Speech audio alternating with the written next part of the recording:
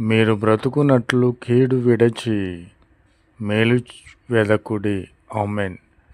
మనము బ్రతికి ఉండాలంటే కీడును చెడును విడిచిపెట్టి దుర్మార్గతను విడిచిపెట్టి మేలైన దానిని మనము వెదకాలి.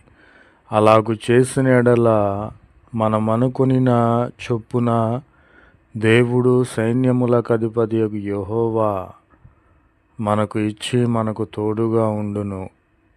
ఆమేన్. కీడును ద్వేషించి మేలును ప్రేమించుచు మనము ఉండాలి. గుమ్మములలో న్యాయము స్థిరపరచబడి ఉండాలి. అన్యాయమైన తీర్పు తీర్చకూడదు. ఒకవేళ దేవుడును సైన్యములకు అధిపతియగు యెహోవా